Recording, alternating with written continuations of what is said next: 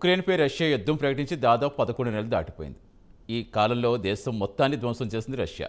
యుద్ధం మొదలు కాగానే దేశం నుంచి లక్షలాదిగా పౌరులు పొరుగున ఉన్న పోలాండ్, స్లోవేకియాకు వలస వెళ్లాల్సి వచ్చింది. ఇక మిగిలిన వారు మాత్రం నరక యాతన అనుభవిస్తున్నారు. రష్యా తరచూ క్షిపణి దాడులు జరపడంతో విద్యుత్ అంతరాయం ఏర్పడుతోంది. వైద్య పరికరాలు పనిచేయాలంటే నిరంతరం విద్యుత్ అవసరం అవుతుంది. చిమ్మ చీకట్లో భారంగా బతికిడుస్తున్నారు.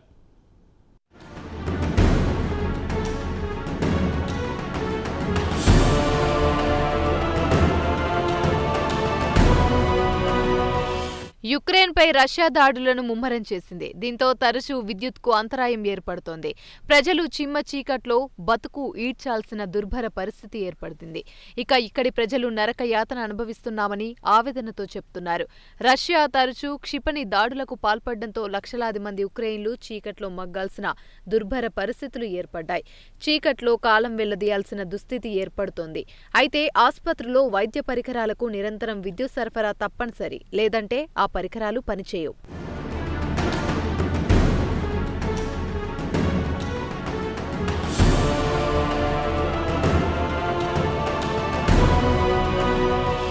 ఇవన్నీ ఒక ఎత్తైతే విద్యుత్కు అంతరాయం ఏర్పడడం వల్ల వెంటిలేటర్లు పనిచేయడం లేదు. దీంతో ఆసుపత్రుల్లో రోగులు శ్వాస పీల్చుకోవడంలో కూడా ఇబ్బందులు తలెత్తుతున్నాయి. క్షిపణి దాడులు మొదలవగానే బ్లాకౌట్ ప్రకటిస్తున్నాయి. దీంతో రోగుల చావు బ్రతుకుల మధ్య కొట్టుమిట్టాల్సిన పరిస్థితి ఏర్పడుతుంది. వివిధ జబ్బులతో ఆసుపత్రుల్లో చేరిన వారు ప్రస్తుతం ప్రత్యక్ష నరకం అనుభవిస్తున్నారు. న్యూరాలజీతో బాధపడుతున్న పేషెంట్లు శ్వాస పీల్చుకోవడంలో తీవ్ర ఇబ్బందులు ఎదుర్కోవాల్సి వస్తోంది.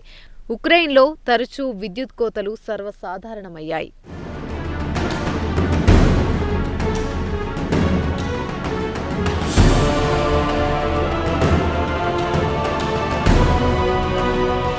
ఇక రష్యా ఉక్రెయిన్ యుద్ధ విషయానికి వస్తే యుక్రెయిన్ అధికారులతో పాటు ప్రజలు కూడా అమెరికాలో తయారు చేసిన F-16 ఫైటర్ జెట్స్ కావాలని అమెరికాపై ఒత్తిడి పెంచుతున్నారు.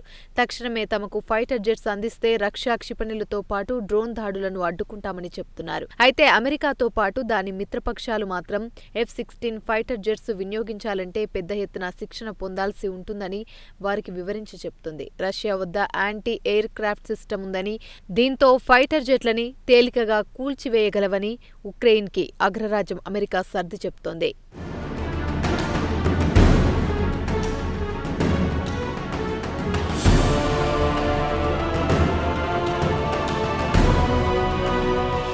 ఇదిలా ఉండగా ఉక్రెయిన్ అధికారులతో పాటు ఉక్రెయిన్ ప్రజలు కూడా బహిరంగంగా తమకు F-16 ఫైటర్ జెట్లు కావాలని అడగడం పట్ల అమెరికా కూడా ఆశ్చర్యాన్ని వ్యక్తం చేస్తుంది. ఉక్రెయిన్ తమకు కావాల్సిన ఆయుధాలు ఎప్పుడో కానీ ప్రైవేట్ జెట్ గురించి ప్రస్తావించరని అమెరికా భావిస్తుంది.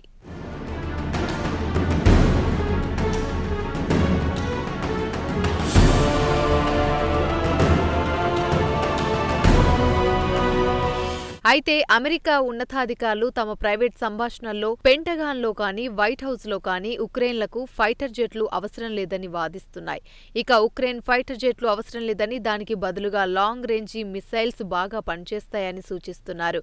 దానిపై ఫోకస్ పెట్టాలంటున్నారు. అమెరికా మాత్రం ఫైటర్ జెట్లను ఉక్రెయిన్కు అందించడానికి ఆసక్తి చూపడం లేదు. దీంతో పాటు మందుగుండు సామాగ్రి ఇవ్వడానికి కూడా అమెరికా పెద్దగా ఆసక్తి కనబరచడం లేదు. అయితే ఎయిర్ డిఫెన్స్ సిస్టమ్తో పాటు ట్యాంకులు ఉక్రెయిన్కు అందించనున్నాయి. ప్రస్తుతం ఉక్రెయిన్కు ట్యాంకులను పంపుతోంది అమెరికాతో పాటు దాని మిత్రదేశాలు.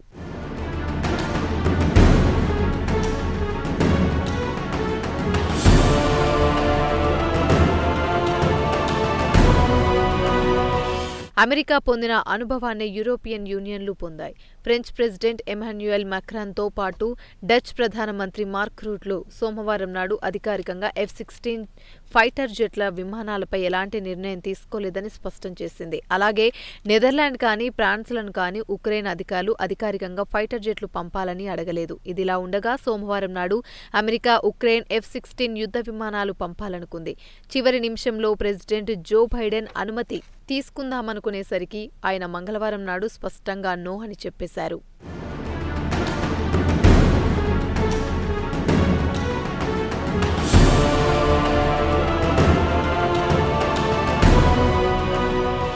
అమెరికా గాని దాని మిత్రపక్షాలు లేదా యూరోపియన్ యూనియన్లు ఉక్రెయిన్కు కావలసిన ఆయుధాలను సరఫరా చేయడంలో తీవ్ర జాప్యం చేస్తుండటంతో ఉక్రెయిన్ బాగా నష్టపోవలసి వస్తుంది. అయితే అమెరికా అసలు లక్ష్యం మాత్రం ఈ యుద్ధాన్ని ఇలానే కొనసాగించి రష్యాను ఆర్థికంగా దెబ్బతీయాలనేదే అసలు లక్ష్యంగా కనిపిస్తోంది. ఉక్రెయిన్కు వెనక నుంచి అప్పుడప్పుడు ఆయుధాలిస్తూ యుద్ధాన్ని త్వరగా ముగించడానికి యత్నిస్తుందని విదేశీ ఎనలిస్టులు విశ్లేషిస్తున్నారు.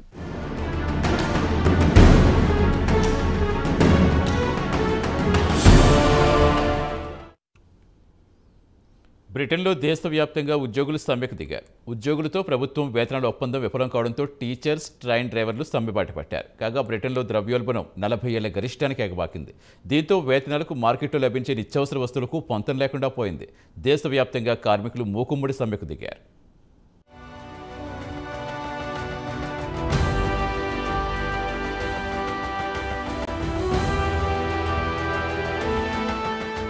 బ్రిటన్లో ఆర్థిక పరిస్థితులు రోజురోజుకు దిగజారుతున్నాయి. ఉద్యోగులకు వచ్చే వేతనాలకు, మార్కెట్లో లభించే నిత్యవసర సరుకుల ధరలకు పొంతన కుదరడం లేదు. దీంతో దేశవ్యాప్తంగా ఉద్యోగులు తమకు వేతనాలు పెంచండి మహాప్రభు అంటూ సమ్మెబాట పట్టారు. తాజాగా ప్రభుత్వానికి, టీచర్లకు, ట్రైన్ డ్రైవర్లకు మధ్య చర్చలు విఫలం కావడం వల్ల బుధవారం నాడు దేశవ్యాప్తంగా టీచర్లు, ట్రైన్ డ్రైవర్లు సమ్మెకు దిగారు. విద్యాసంస్థలకు చెందిన ఉద్యోగులు సమ్మెకు దిగడంతో కాలేజీలు, స్కూళ్లు మూతపడ్డాయి. అలాగే ట్రైన్ డ్రైవర్ల మెరుపు సమ్మెకు దిగడంతో ప్రజా రవాణా వ్యవస్థ పూర్తిగా స్తంభించిపోయింది. ప్రభుత్వంతో పాటు ప్రైవేట్ కంపెనీలకు చెందిన యజమానులు మాత్రం ఉద్యోగుల డిమాండ్కు అంగీకరించిన పరిస్థితి నెలకొంది. ఎవరికి వారు పట్టు దిగకపోవడం వల్ల ఉద్యోగులు సమ్మెకు దిగారు.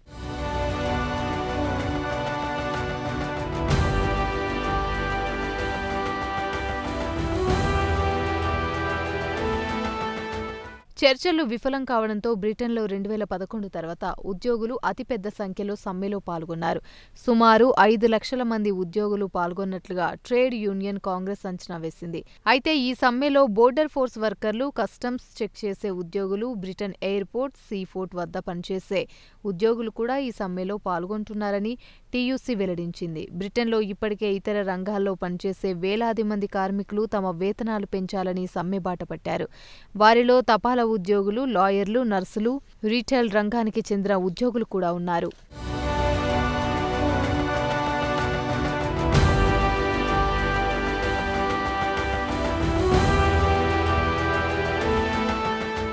బ్రిటన్లో ద్రవ్యోల్బణం 40 ఏళ్లు గరిష్టానికి ఎగబాకింది. 11% పైనే తచ్చాడుతోంది. బ్రిటన్ ప్రధానమంత్రి రిషి సునాక్ సోమవారం నాడు పబ్లిక్ హెల్త్ వర్కర్స్తో భేటీ అయ్యారు. తన చేతిలో మంత్రదండం లేదన్నారు. రాబోయే రోజుల్లో లేదా వారాల్లో పబ్లిక్ హెల్త్ వర్కర్లు కూడా సమ్మెను చేయాలనుకుంటున్నారు. ప్రస్తుతం ద్రవ్యోల్బణం అత్యధికంగా ఉందని, ప్రభుత్వం ద్రవ్యోల్బణం కట్టడి కృషి చేస్తుందన్నారు రిషి సునాక్. ద్రవ్యోల్బణం మరింత అదుపు తప్పితే గడ్డు పరిస్థితిని ఎదుర్కోవాల్సి వస్తుందన్నారు.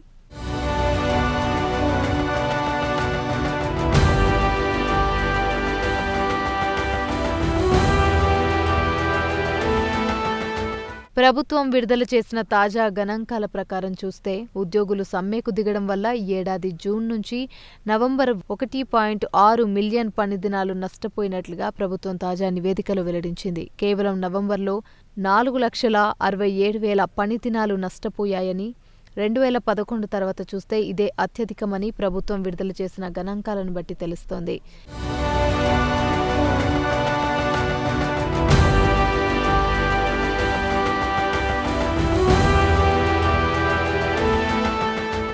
సమ్మెకు ప్రజల నుంచి కూడా మద్దతు లభిస్తుంది. రైల్వే కార్మికులకు మెరుగైన వేతనాలివ్వాలని చెబుతున్నారు. అయితే ప్రైవేట్ రంగానికి చెందిన కార్మికులు తమ యజమానులతో చర్చలు జరిపి కొత్త వేతన ఒప్పందం కుదుర్చుకున్నాయి. నర్సులు, టీచర్లు, ఇతర రంగాలకు చెందిన ఉద్యోగులు తమ వేతనాలు పెంచాలని సమ్మెకు దిగారు. నిత్యావసర ధరలు పెరగడం వల్ల తమ జీవన ప్రమాణాలు దారుణంగా క్షీణించాయని వారు ఆవేదన వ్యక్తం చేశారు.